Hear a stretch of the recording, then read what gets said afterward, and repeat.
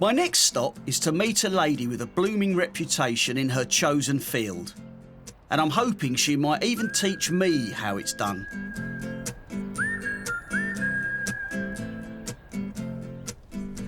Here in my flower school in Belgravia, Knightsbridge, in Kinnerton Place South, a cosy little mews, just minutes from the busy traffic of Knightsbridge and, of course, all the designers' shops.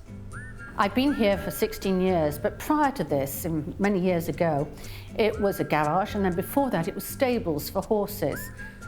Well, I'd been teaching flowers for many years in colleges and in barns where I live, and I was offered these premises, and I thought it would be a most wonderful place to continue my career as flowers, but to teach actually here in Knightsbridge, which is the most beautiful location, and everyone just feels a sense of joy when they come walking down the mews and they see the flowers, and then it's just a pleasure to teach them as well.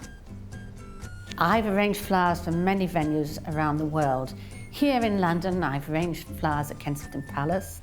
I've arranged for the livery companies, for the Guildhall, for celebrities, royalties. It's been a pleasure to do them all.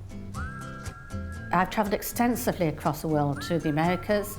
I've been many times to Atlanta and worked with the garden clubs there. I've been to Turkey, I've been to Canada, and I've recently just returned from 2 weeks in China, where I was lecturing at the university there. And here at the school, I teach people from around the world. It's a very international school. And at the last class I gave, I had 9 different nationalities and 13 people, so it was great. I run courses for everyone. As long as they've got a passion for flowers, it's easy to teach them. So if people come and they want to have a career in flowers, I can teach that in 2 weeks, every aspect, from the practical side to the business side. And for people who just want half a day or a day of pleasure, they come and they learn and take away some wonderful designs which David created. It's so easy to teach because people have that passion, they want to learn, and so it's very easy to convey that material over to them so that they can do it successfully themselves.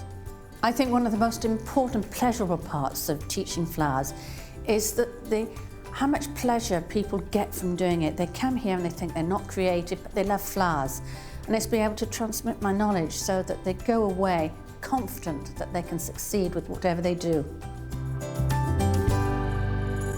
Judith was kind enough to take on her biggest challenge, namely teaching me to arrange flowers. What we're going to create is a table centrepiece, so it needs to be looking good from all the way around, 360 degrees, and you're aiming all the stems from the very heart of the foam that you can see.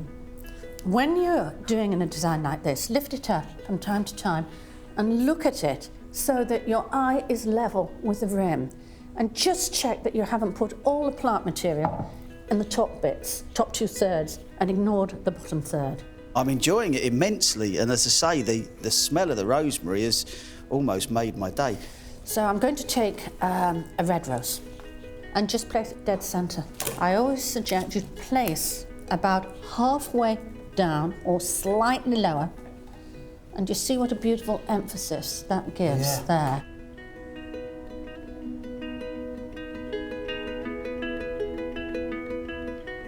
It's quite addictive, this, once you get started, isn't it? You lose yourself in it totally. Yeah, absolutely. And the whole world outside just become important. Yeah. It's very therapeutic. I think it is. And the other thing is, you start getting carried away because you realise you're actually creating something. Yeah. And it doesn't matter that it's not going to last forever. It's just the pleasure of the moment. Yeah. By keeping them all at the same length, you end up with something really cohesive, and keeping to the outline created with the first placements of stems, you get those proportions. Just do that, just like that. Yeah, I can see already this. I can see some places where it's disproportionate. Right, and then keep turning around. I'll deal with it.